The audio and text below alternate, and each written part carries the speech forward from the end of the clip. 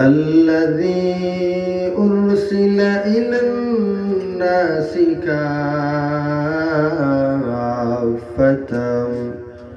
بشيرا ونذيرا وداعيا إلى الله بإذنه وسراجا منيرا.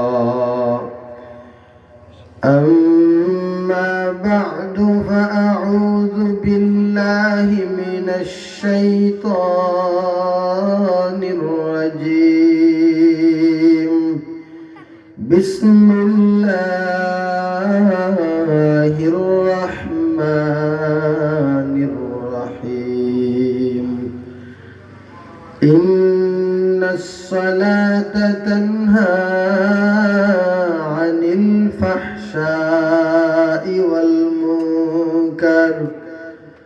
وقال النبي صلى الله عليه وآله وسلم: أفضل العبادة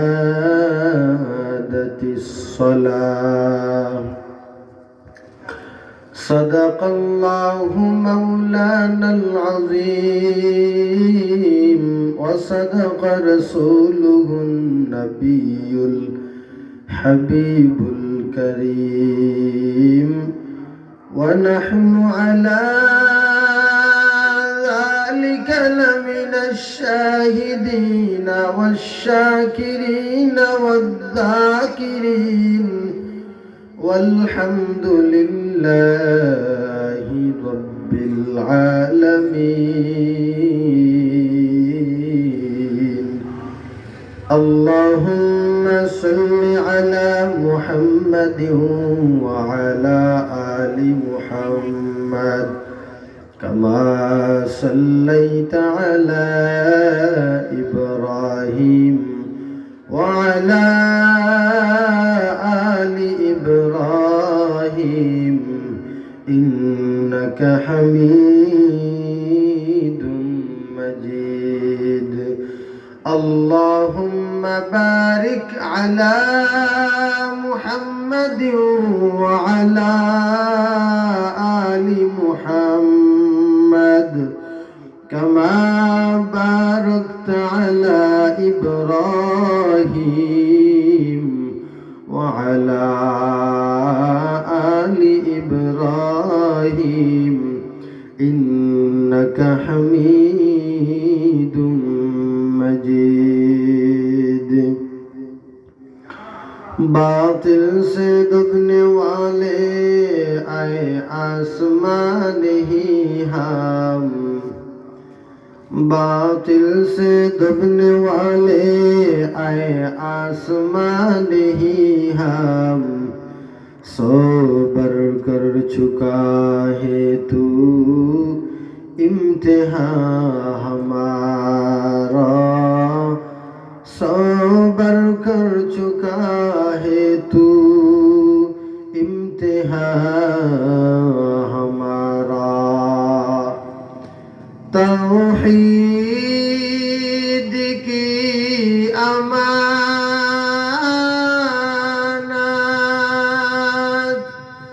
सीनों में है हमारा।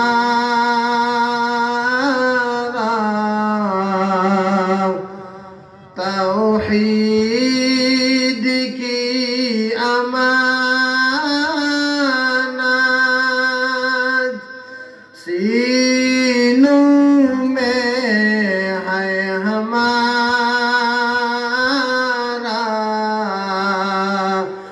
आसान नहीं मिटाना नामो निशान हमारा। आसान ही मिटाना नामो निशान हमारा। मुहम्मद ने आकर कुफ्र को मिटाया,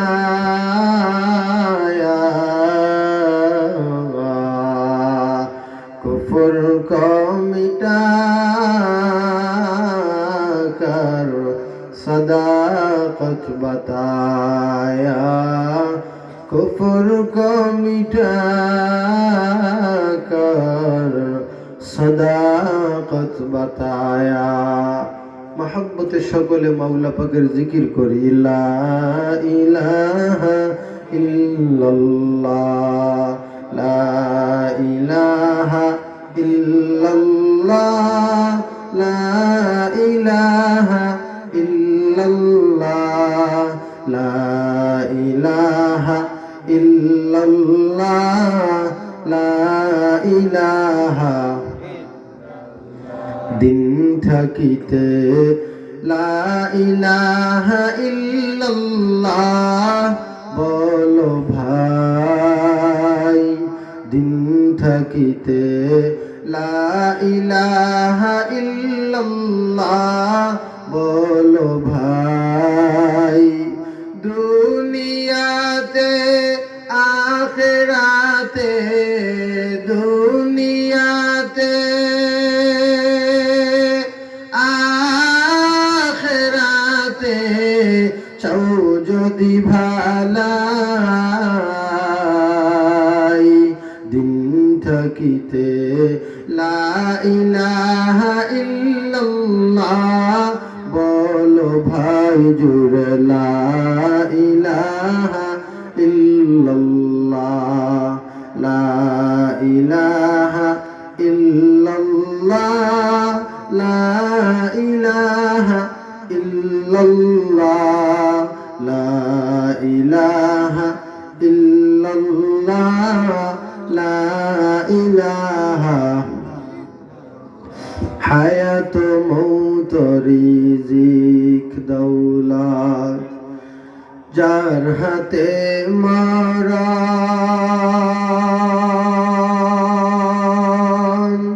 তার কথাটা একবার তুই ভাবিস নে কখন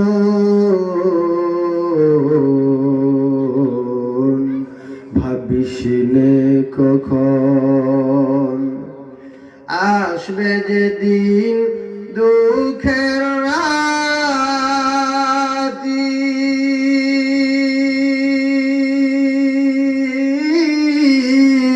ওই নাম হবে সঙ্গের সাথী। আসবে যেদিন আসবে যেদিন দুঃখের রাতি